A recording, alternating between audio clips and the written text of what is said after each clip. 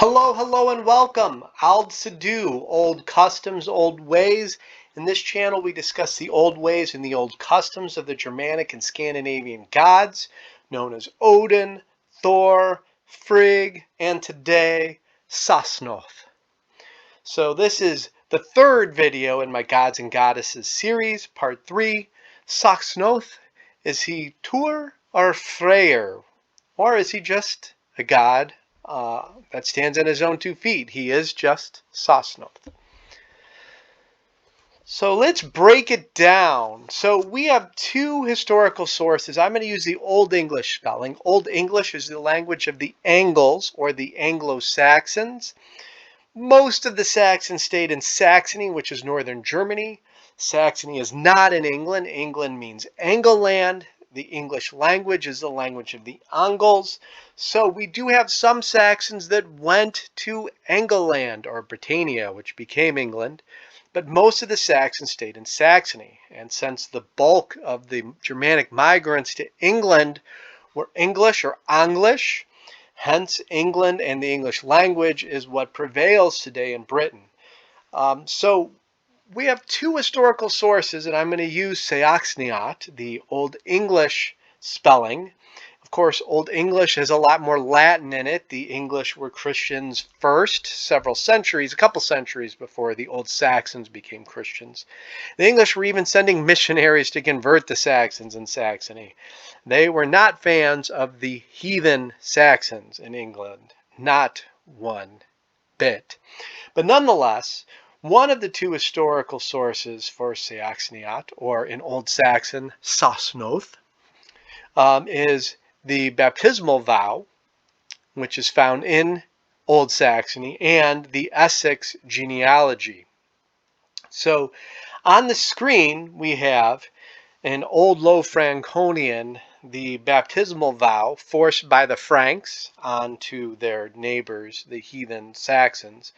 The Franks and Charlemagne, they were Christians. They did not want heathens to be on their border. Hence, the Franks invaded the Old Saxons in Saxony. They had a 33-year war to forcefully convert the Saxons. It's known as the Saxon Wars from the year 772 to 804 of the Common Era.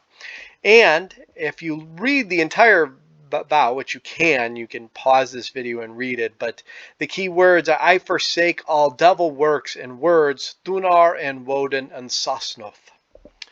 So actually in the vow, it's actually Saxnote. I'm just using the Old Saxon spelling, not the Old Franconian spelling in this video. So this is one of the 2 sources for the god Sahsnoth. And in Old English, the genealogy of Essex, we have these 7 names: Woden, Seaxneat, and then 6 more names. Now, the earliest manuscripts do not have Woden. So, in other words, about 50 years after the original manuscript, Woden was added to it. So, we have a question. Is Saxneat or Sahsnoth a son of Woden? Or was this added later by an ignorant Christian, kind of perplexed that almost every genealogy in Britain or England goes back to Woden, but this one isn't, so I'm adding Woden to it for the sake of adding Woden to it. So we don't know for sure. I lean towards Saxneat being a son of Woden, that this was added by someone knowledgeable enough that understood that Saxneat is a son of Woden. And Woden, of course, is Old English for Odin. In Old Saxon, they replace a W with 2 U's because that's how the Old Saxons did it. A W is technically 2 U's as it is. But, you know, the big issue here, and to some people this is huge, that the earliest manuscripts of the Essex genealogy do not have Woden at its apex. So, you know, it is something that we must acknowledge. So we don't know for sure that Sahsnoth is a son of Woden. I lean towards him being it, but you could make an argument that he is not. Now, I do believe that Sahsnoth is a son of Odin or Woden, But it's very clear because here's what's going on. We have debate. We have two historical sources for Sahsnoth. So we have many people trying to figure out, is Sahsnoth just Sahsnoth, or is this a different name? So often he gets equated with Ing and Freyr. Now, you know, in the Old Norse sources, Yngvi Freyr means Lord Ing. And we know the Yinglings in Sweden, or the East Danes as the Brits called the Swedes, they trace their descent, the East Danes or the Swedes, to Freyr. The Yinglings did that. So Yngvi Freyr is Lord Ing. So some people try to say, you know, there's 3 statues in the Temple of Uppsala. We have 3 gods denied in the Old Saxon baptismal vow. Therefore, Sahsnoth is Freyr. But we also have, because Sahsnoth, you know, the Saxons are sword peoples. That's what the word Saxon means. And Sahsnoth would be a sword god. Tyr, Tyr is how the Old Norse pronounce it. But as we know, the Old English and the Old Saxons called Tyr. Tuer is how you would spell that in Old Norse, because Y's are really Latin U's, or a Latin Y is a U sound. But Tuer is 2 in Old English and Old Saxon. So people are debating, is Sahsnoth a god on his own, a god in his own right, or is Sahsnoth 2 because they both had swords, or is Sahsnoth Yngvi Freyr or just Freyr? So I do not believe that Sahsnoth is 2. I just don't. You know, 2 is a word linguistically cognate to Deus. And that's a word that means God. And certainly by the Viking times, even the late Saxon times, when the Saxons were still heathen before the Saxon Wars, 2 is not very common. It's not even used as the word for God anymore. God is, and not 2. So, you know, Tyr's veneration was getting less and less, and Odin and Thor's and Freyr's veneration and others and Freyr were getting more and more popular. So I don't believe that Sahsnoth is 2 for that reason. And also we know that 2's father is Humir in the sources. And we know that probably Sahsnoth is a son of Woden. Since they have 2 different fathers, this means that 2 and Sahsnoth are not the same, in my opinion. But you can have debate on that. And I've kind of touched on Ing, or Yngvi Freyr, Lord Ing, or Yngvi Freyr. And Ing is a brother to Ermin, or Woden, if we take Tacitus's word. Ing is also mentioned in the Old English rune poem, which is a 10th century poem. And Ing, in that 10th century poem, says, the Old English poem says, Ing is a god of the East Danes.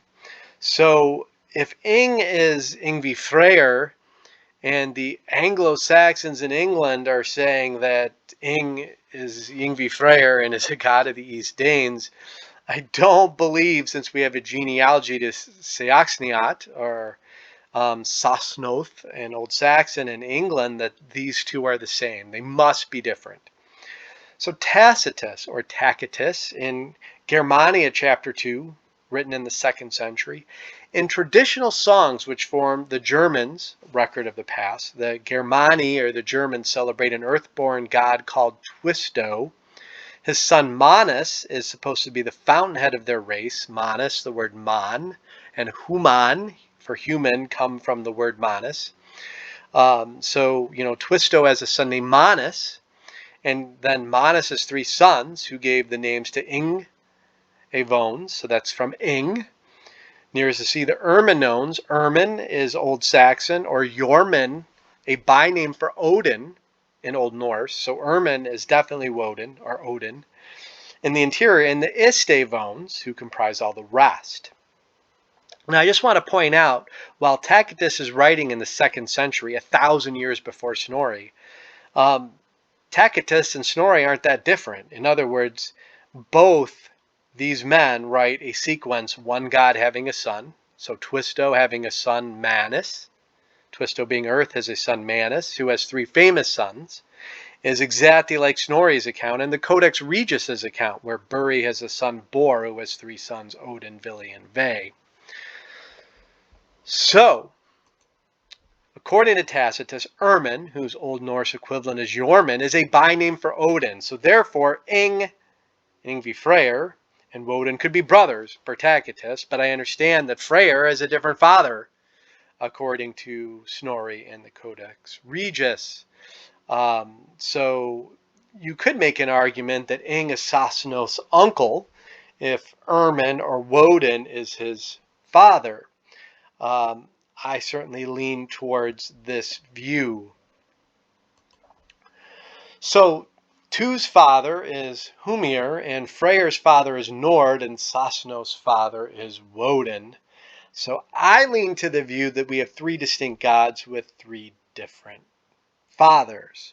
So this is my view. So what do we know of Sahsnoth? We know that Sahs is, and that's right here, Sas. That's the old Saxon word that means Saxon. My last name is linguistically cognate to it. That word in Middle Saxon became Sass. Even the Middle Saxon, the most famous work in the Middle Saxon language is called Der Sachsenspiegel. In modern German, they say Die Sachsenspiegel, but Sachsenspiegel is, the Saxon law code, and there in that language, in Middle Saxon, Sass is the name for Saxon. So Sahsnoth is the name for the Saxon god, Noth being a very common heathen name ending. Like even in England, you have the Seax of Bagnoth, one of the most famous English swords found. Noth being a very common last name, or a common ending to name. So Sas, S-A-H-S, meaning Saxon, Saxon, meaning Saxons. So the father of the Saxons is Sahsnoth. And most likely, I believe he is a son of Woden. So what do we know? We know that he was renounced, and the Saxons were forced to renounce this god. We know that he had to have been a sword god, and we know that a sas is a single-sided blade, not a dual-sided blade. Hence, my wife and I, we paid an Etsy carver to carve this. Hence, you can see a single-sided blade that is a sas or a seax in Old English. Old Saxon and Old English are different language. So Essex in Old English would be East Saxa, East Saxony, so to speak, if I were to put that in maybe a modern context. But in Old Saxon, that would be Ost Sassonland. So Old Saxon and Old English are two distinct languages. They're both Germanic, but they are different. Hence, you have the Old English, which is far more Latin-centric, with the X and the CHS sounds in them. So now, another thing that I want to address is, if you were to research Wikipedia, you'd see that there's a debate going on. The baptismal vow forced on the Saxons, was it written in Old Saxon or was it written in Old Low Franconian? Scholars are almost unanimous now that it's written in Old Low Franconian. So I figured I'd just address that in this blog article. Garden Stone, a scholar in Germany, he and I have had some interaction. In his book, The Mercury Woden Complex, he states that this old language of the baptismal vow was first classified as a Saxon language from northwest Germany, but after several detailed linguistic examinations in which various languages from that time were compared with each other, we now know that this text originates in English territory. I mean, that's a duh. That's where all the monks were coming from. So, of course, the monks, and plus the English monks, the English were old Christians. They had been Christians for a while, and that's why the English church was so strong. They had been Christians since the Romano-British times. Sure, some Germanic pagans moved in, but far less moved in, as archaeologists show, than what people thought. There was not a mass genocide, but some German migrants absolutely moved in. But the church never died out. It was never wiped out by polytheistic pagans. So, of course, the baptismal vow originates from English territory. All the monks in Saxony and Francia were coming from England, the most educated church in the world at this time. And they didn't just get that way overnight. They got that way over a long period of time. And Gardenstone continues that the text contains simply too many elements from that language area to accept them as coincidence or writing mistakes. Of course, and Old English is heavily influenced by Latin because, they were Christians pretty quickly. And, the Romano Brits were very influenced by Latin because the Romans were there. But as Garden continues, in any case, it's widely agreed that the text was originally written in Latin, which of course is the case. Now, Garden Soda and I exchanged some emails, and he basically sent me an email saying that not only do Dutch scholars believe that the Old Saxon vowel is the earliest version of Old Low Franconian, but the vowel contains, except for many Old English traces, also Old and Middle High German elements, and 2 elements from an East Franconian dialect. So the baptismal vow as it survives is a mystery. It's got all sorts of words that make scholars like, wow, this is like, has it been copied, and was this used in multiple areas, and what's going on with it? So, and also people argue with me that CH is an Old Saxon sound, but that's not true, CH or X. There are no X letters in the Old Saxon corpus, and there are only 4 Old Saxon words with a CH sound.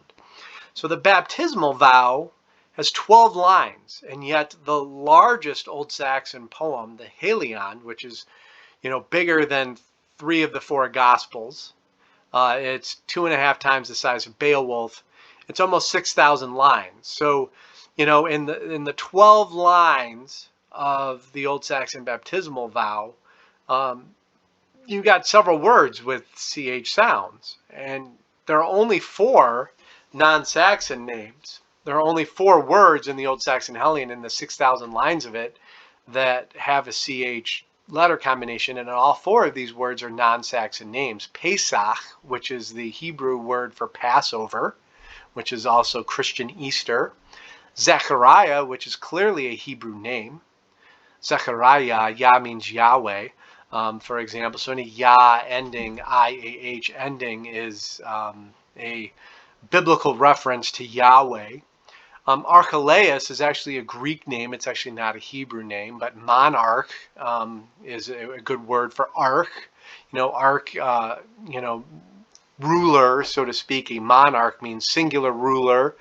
Greek name. And Jericho, which is certainly a Jewish city name. It's well known in the Bible that the walls of Jericho came falling down, Joshua in the Battle of Jericho. So the baptismal vow, though, is 5 words in its 12 lines with CH letters. So it's a clear indication that the baptismal vow is not written in Old Saxon. And also, just to point out, the baptismal vow is subject predicate. Like English is subject predicate. So if I were to say, I threw the ball, I is the subject, and I threw is the verb. So I threw is the subject, and the ball is the predicate. I am throwing, and what am I throwing? I'm throwing the ball. So in English, word order determines what the sentence means. So if I say, threw I the ball, what does that mean? We're not used to that because we have to put words in our English language in subject predicate because that's how English works. So Old Saxon baptismal vow is subject predicate, whereas the Germanic languages are case sensitive. So it has nominative, genitive, dative, accusative, and intransitive cases. So you can have I threw the ball. You can put that word order in any order pretty much in a Germanic language. It's the endings of those words that determine what is the subject of the sentence and what is the object of the sentence. So the Old Saxon baptismal vow, or the Old Low Franconian baptismal vow, forced on the Saxons is subject predicate. So it's different. It's a head scratcher.